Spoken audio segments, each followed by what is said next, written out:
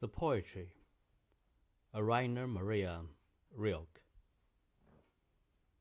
The supreme problem of every age is that of finding its consummate artistic expression. Before this problem, every other remains of secondary importance. History defines and directs its physical course.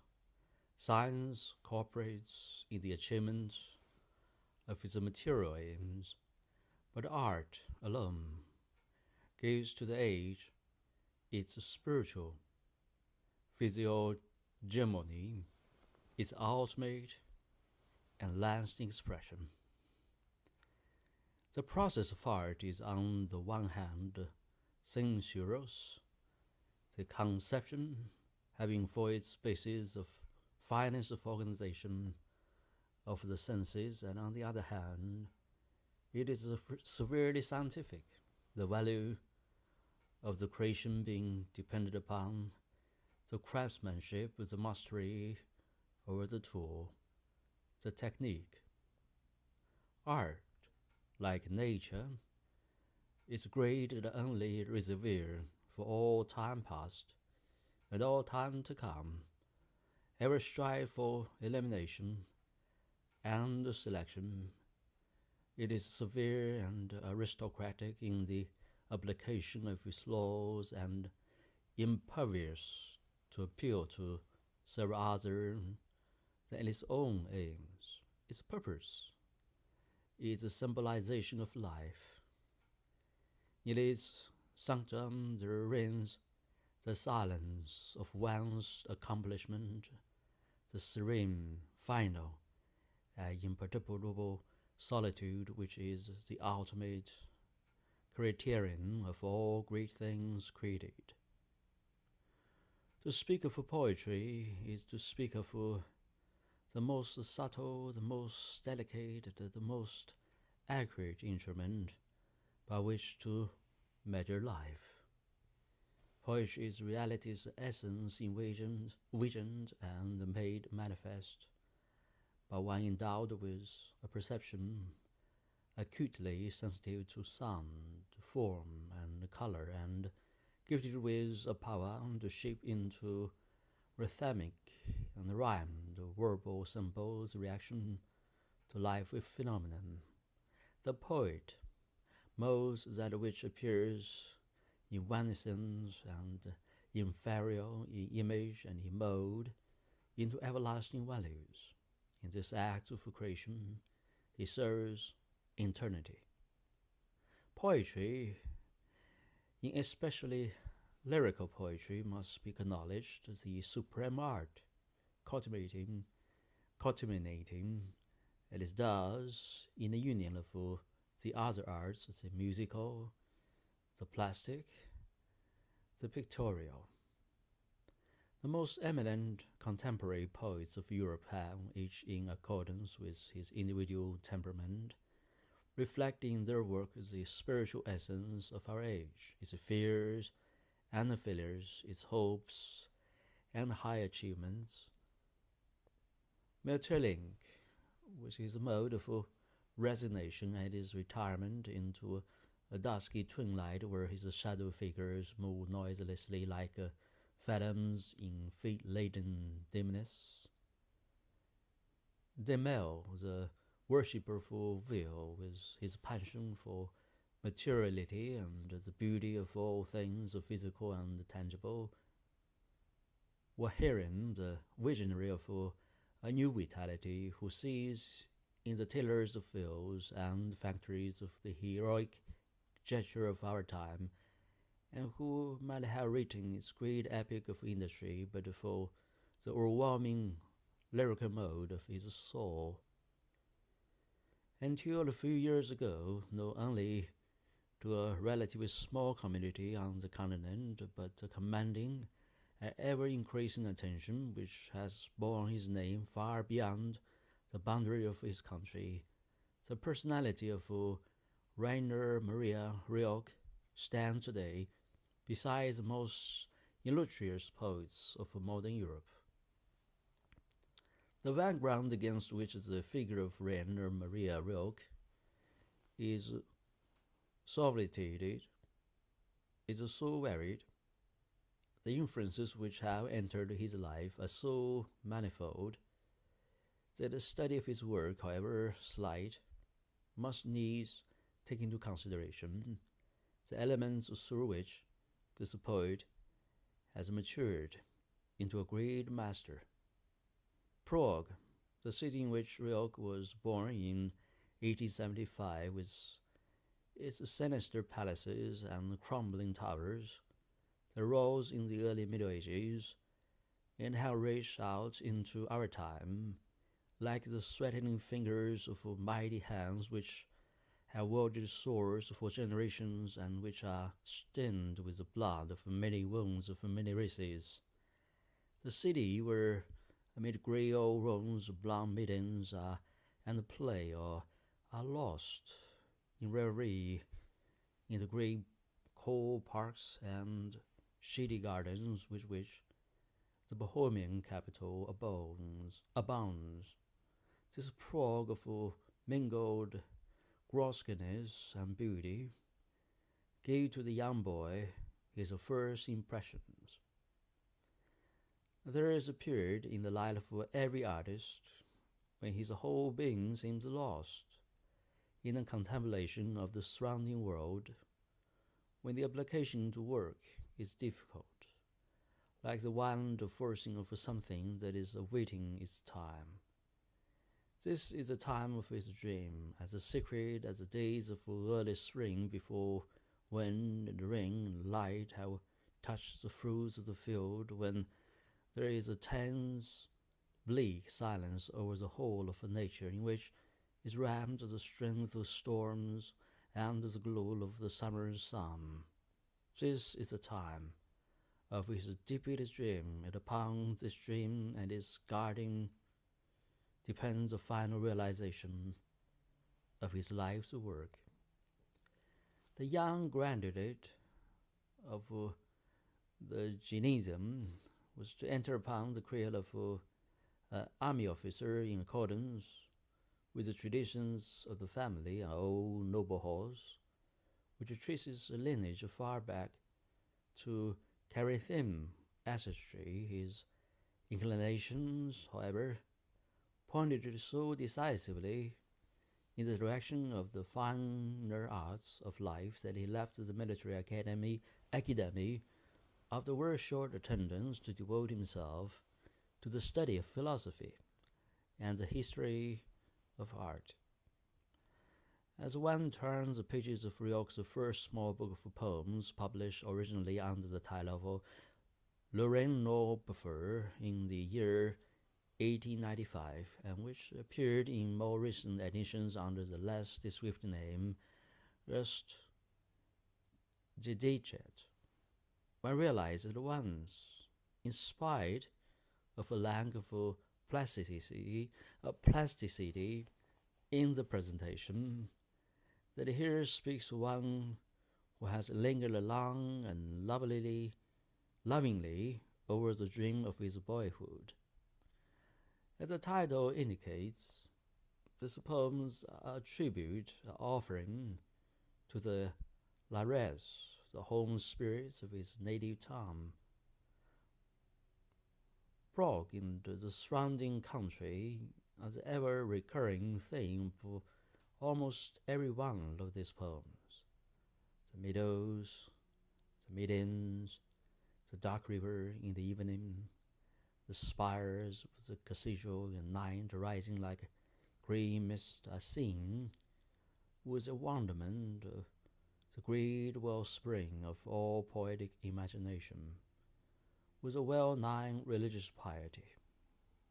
Through all these poems, there sounds like a subdued accompaniment, a note of gratitude for the ability to thus vision the world and to be sunk in the music of all things. Without is everything that I feel within myself, and without and within myself everything is immeasurable, illimitable.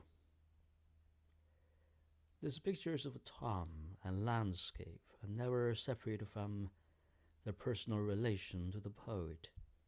He feels too keenly his dependence upon them. As the child views flowers, stars as personal possessions.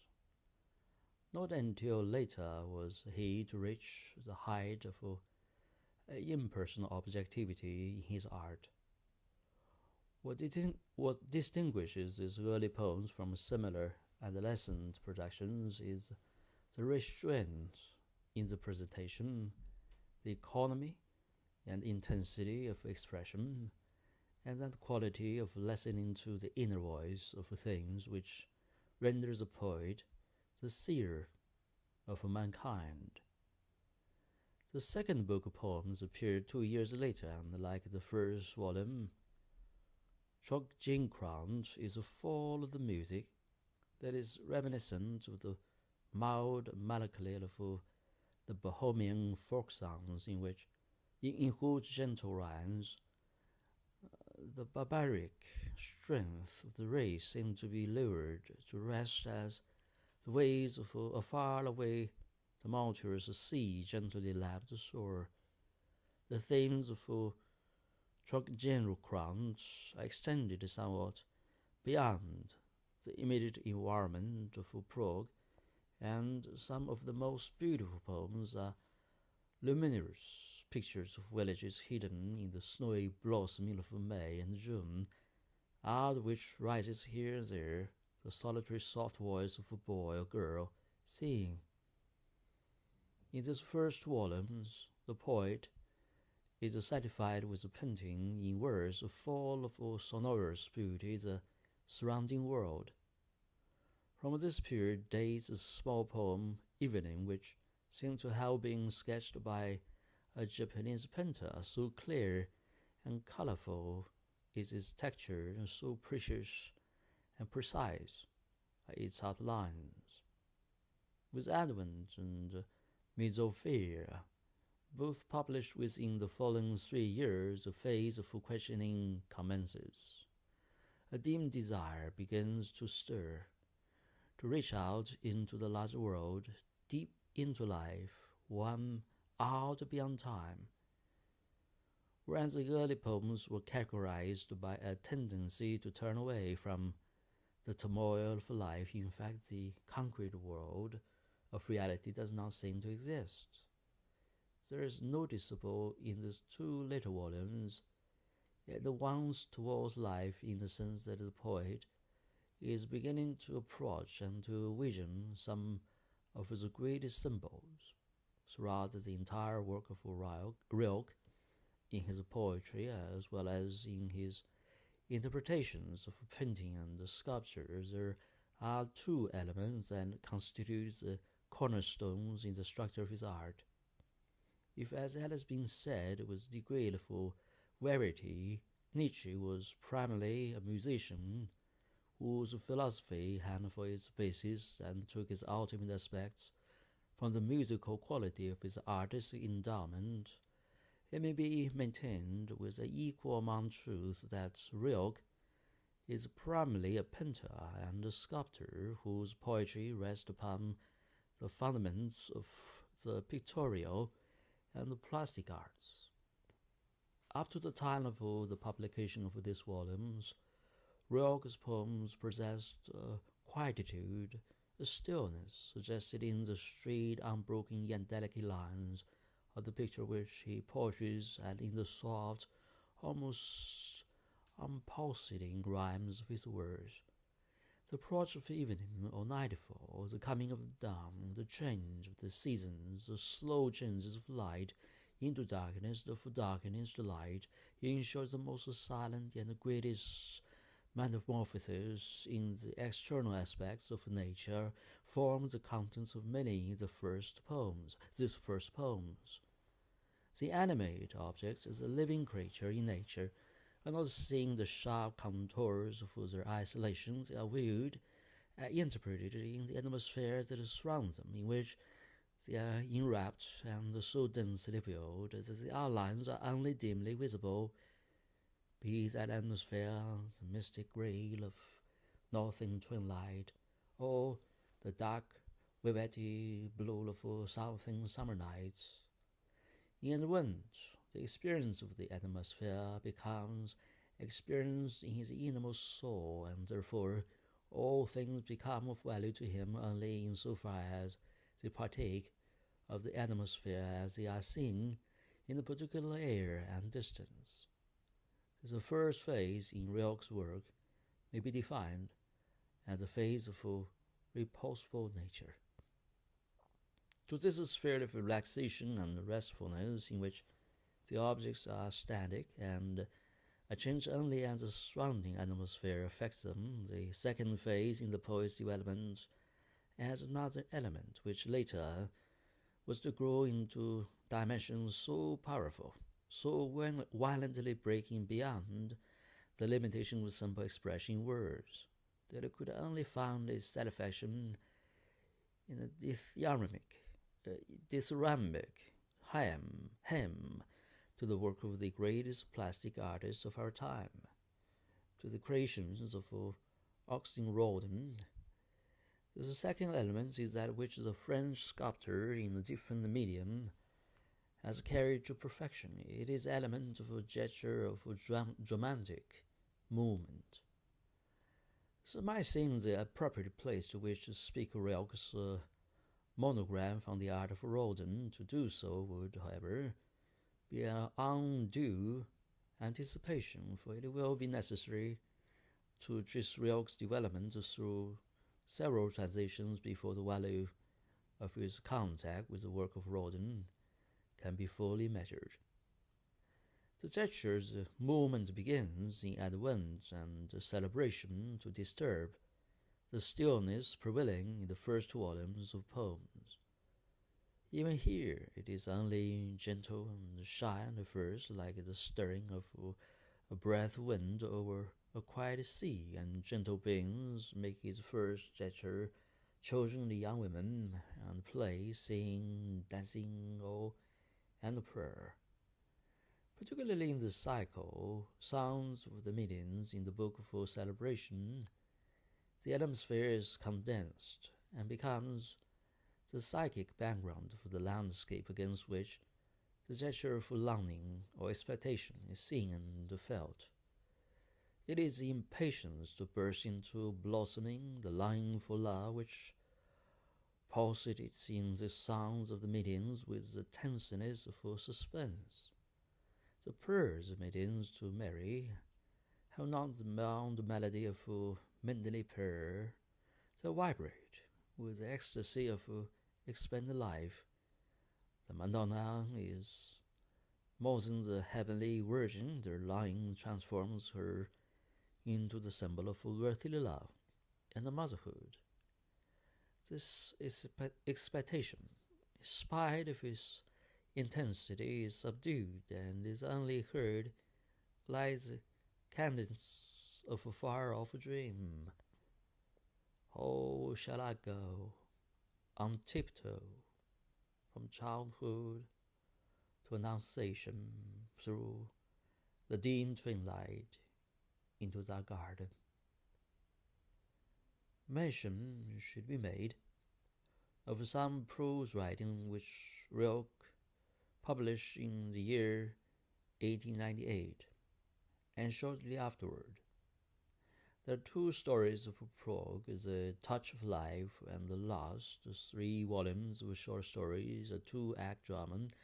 The daily life points to a strong matrilineal influence, the family stories forgotten. With both beautiful detail and full dramatic interest, the short stories show an incoherence of treatment, the lack of dramatic coordination, easily conceivable in a poet who is essentially lyrical and who at that time had not mastered the means of technique to give to his characters a clear sizzling of the epic form. The sojourn in Russia, and especially the acquaintance with the novels of Dostoevsky, became potent factors in Rilke's development. and served to deepen creations which without this influence might have terminated in a grandiose ascesia.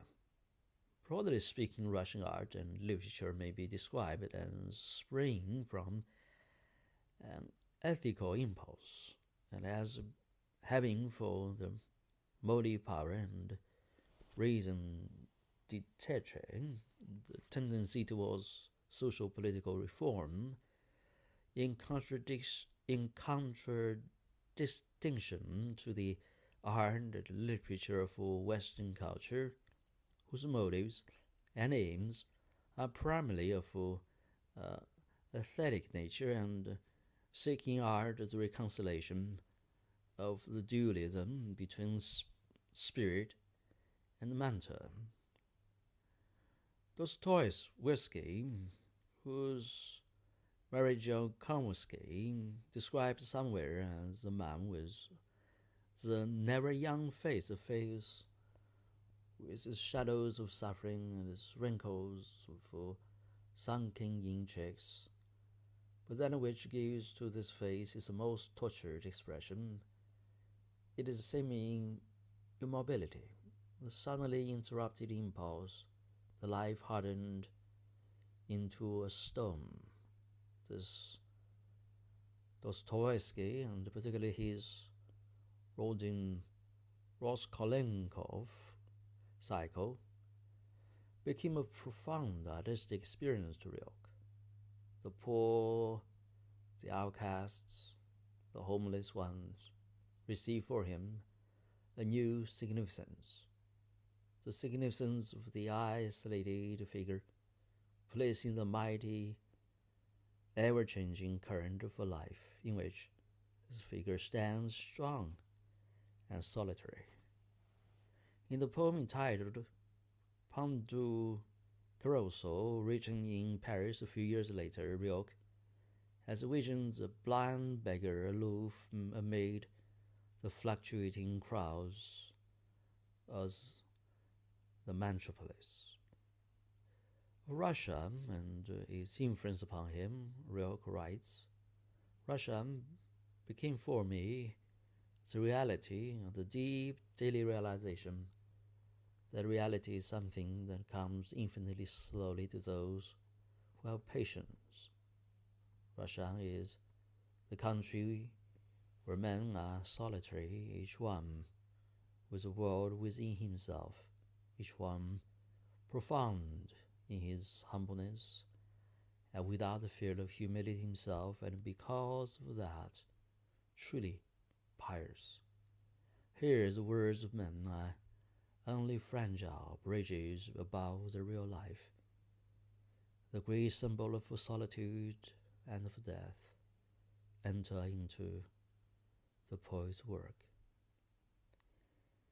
In the first decades of the new century, Rilke reached the height of his art, and with a few exceptions, the poems represented in this volume are selected from the poems which are published between the year 1900 and 1908. The ascent was the acme of Rilke's art. After the year 1900 is as rapid as it is precipitous. Only a few years previous, we read in anyone that is longing to dwell in the flux of things, to have no home in the present. And these are wishes, gentle dialogues of the poor hours with eternity. With das Potsdam builder, the dream is ended, the will of mist is lifted, and before us are revealed pictures and images that rise before our eyes in clear, colorful contours. Whether the poet conjures from the depths of myth the kings in legend, or whether read from the chronicle of a monk, the awe-inspiring description of the Last Judgment Day, or whether in Paris on a Palm Sunday we see the meetings and confirmation, the pictures presented stand out with the clearness and the finality of the typical.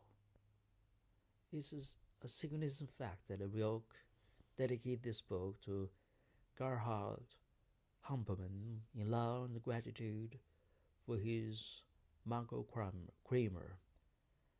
Hauptmann, like Rilke in these poems, has placed before us great epic figures, and his art is so concentrated that often the simple expression of the thought of one of his characters produces a shudder in the listener or reader, because in this thought there vibrates the sufferings of an entire social class, and in it resounds the sorrow of many generations.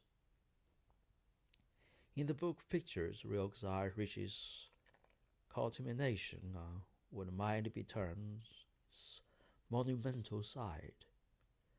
The visualization elevated to the impersonal object level, which gives to the rhyme of those poems an imperturbable calm to the figures presented, a monumental erectness. The men of the halls of Colonna, the Tsars, Charles the 12th, riding through the Ukraine, portrayed each with his individual historical gesture with a luminosity as strong as the color and the movement which they give to their time.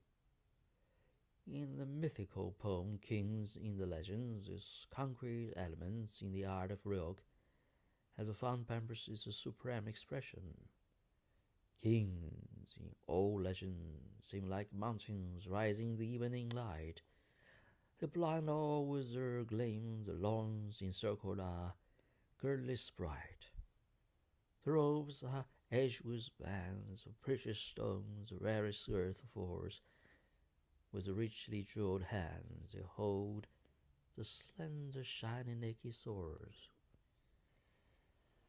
There are in the book of Pictures poems in which this will to concentrate the mode in which into its essence and finality is applied to purely lyrical poems, as in initiation that sets out in this volume like the great dark tree itself, so immeasurable is the straight line of its aspiration, reaching into the far distant silence of the night. Whereas the poem entitled Autumn, which is melancholy mode of a gentle descent in all nature. In the Book of Hours, Rilke withdraws from the world, not from weariness, but went down to the manifold conflicting visions, as the prophet who would bring to the world a great procession must go forth into the desert to be alone until the kingdom comes to him from within. The poet must leave the world in order to gain the deeper understanding and to face with God. The mode of this astounding barge is this mode of being face to face with God. It elevates those poems to profound pearl of doubt and despair, exalted pearl for reconciliation and triumph.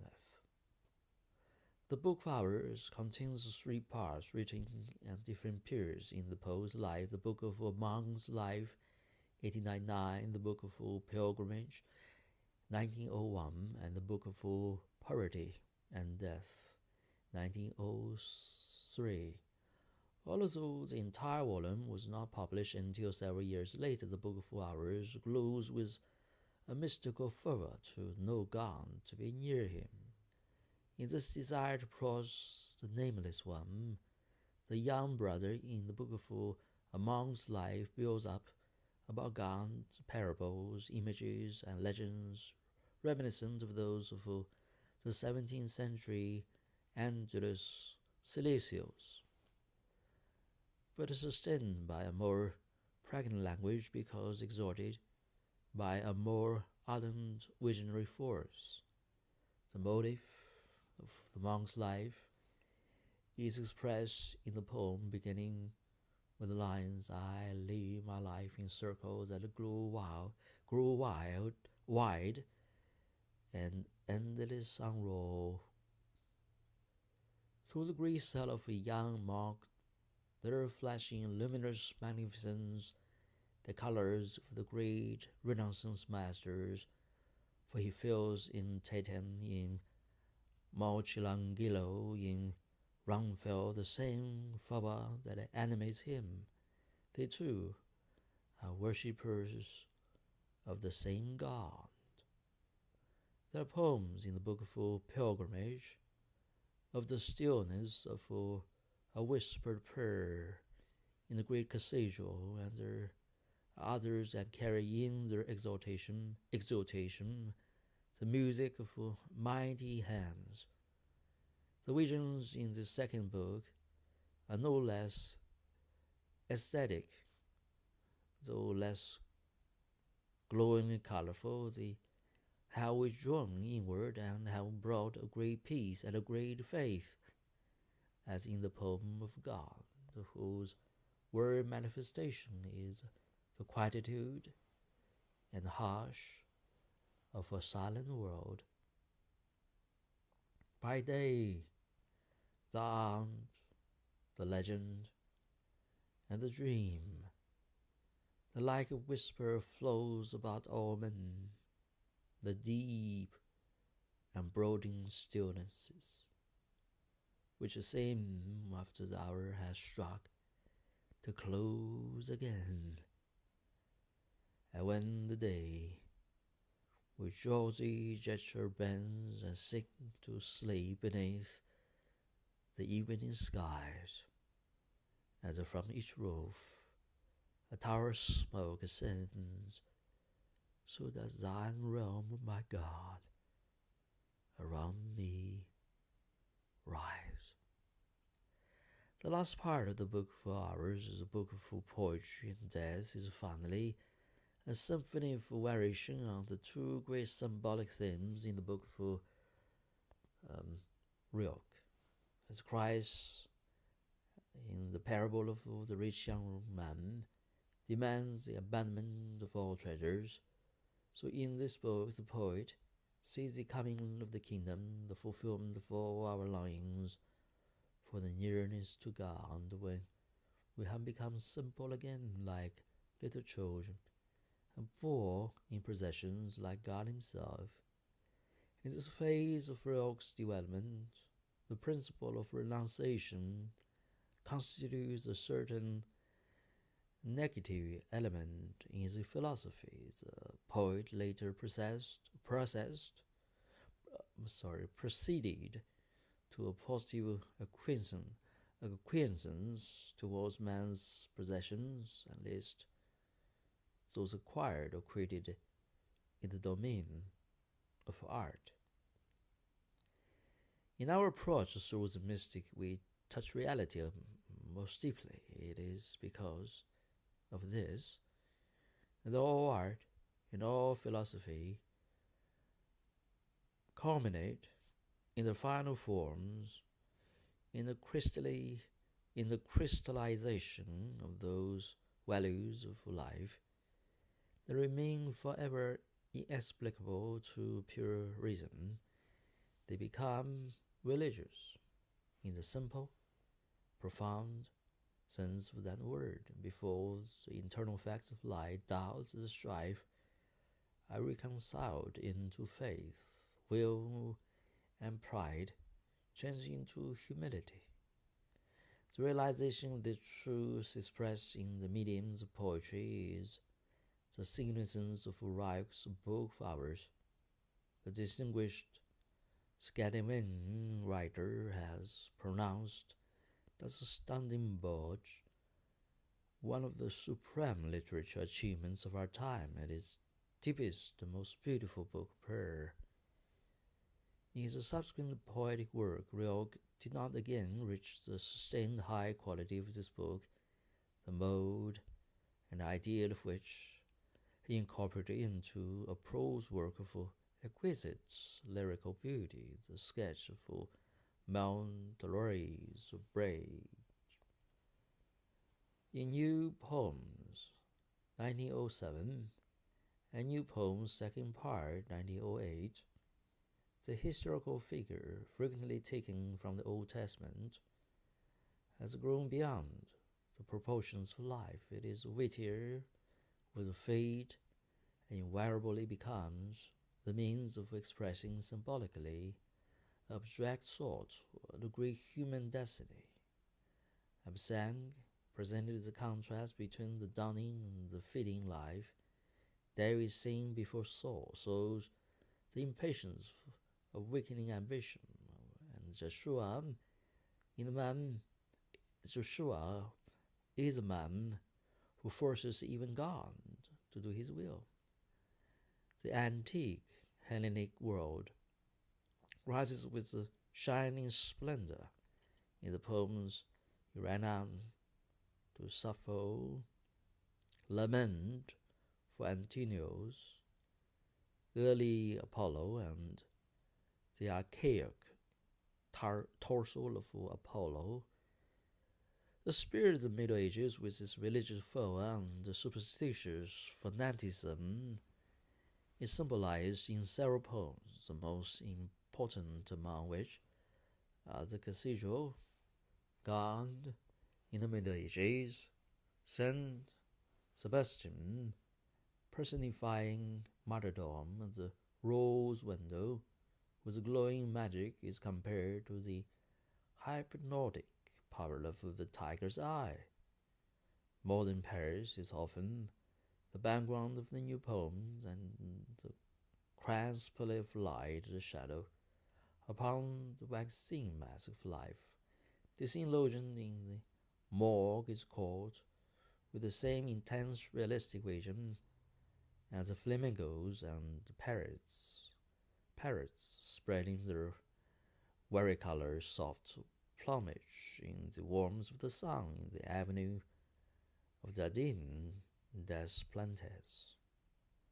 Almost all of the poems in these two volumes are short and precise. The images are portrayed with the sensitive intensity for impressionist technique. The majestic quietude of the long lines of the book of pictures is broken, and the colors are more vibrant, more soliciting, and the pictures are painted in nervous starting strokes as though to convey the manner in which they are perceived in one single, all-absorbing glance. For this reason, many of these new poems are not quite free from a certain element of virtuosity. On the other hand, Rilke achieves at times a perfect surety, a rapid stroke, as in the poem The Spanish Dancer, who rises luminously on the horizon of our inner vision like a circling element of fire, flaming and blinding in the moment of her movements. Degas and Zaloga seem to have combined their art on one canvas to give to the stanza the abundant elasticity of grace and the splendid fantasy of color. Many of the themes in the new poems bear testimony to the fact that Rilke traveled extensively prior to the writing of these volumes. Italy, Germany, France, and Scandinavia. He spoke on the 5 painters and the artist colony and Warpswade, where he remained for a time entirely given over to the observation of the atmosphere, the movement of the sky, and the play of light upon the far heath of this northern landscape is an introduction to every interpretation of the work of landscape painters, and a tender poem to a land whose solitary and melancholy beauty entered into his own work. More vital than the influence of the personalities, the art treasures of the countries which Rilke visited, and more potent in its effect upon his creations, like a great sun over the most fruitful years of his life, stands the towering personality of Augustin Rodin. The new poems bear the dedication Mon Grand Ami Augustin Rodin, indicating the twofold influences which the French sculptor wielded over the poet, one of a friend, that of a friend, and that of artist. One recall the broad, solid build figure of Rodin, with his round features and the high, finely chiseled forehead, moving slowly among the white, glistening marble vases and statues, and the giant old legend moves among the rocks and the mountains of his realm, patient, all-enduring, the man who has mastered life, strong and tempered by the storms of time. As one thinks Rainer Maria Rilke, young, blonde, with a slender, aristocratic figure, the slightly bent forward figure of one who on solitary walks meditates much and intensely, with the sensitive full mouth and the firm structure through the eyeball gladly sunk in the shadow for contemplation, the face full of dreams, and with the expression of listening to some distant music.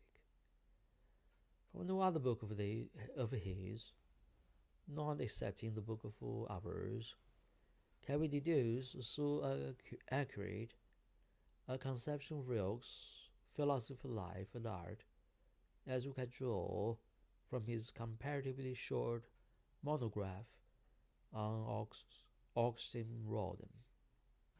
August Rodin. Rilke sees in Rodin the dominant personification in our age of the power of servitude in all nature. For this reason, the book from Rodin is far more than a purely aesthetic evaluation of the sculptor's work. Rilke traces throughout the book the strongly ethical principle which works itself out in every creative act in the realm of art.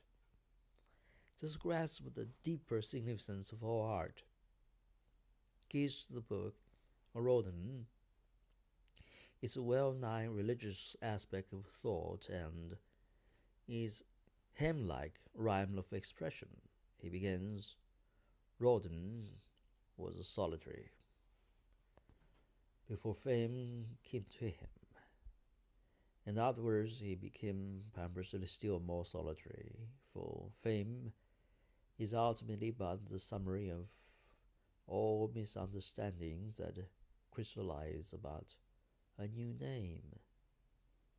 And it sums up this one man's greatness. Sometime it will be realized what has made this great artist so supreme.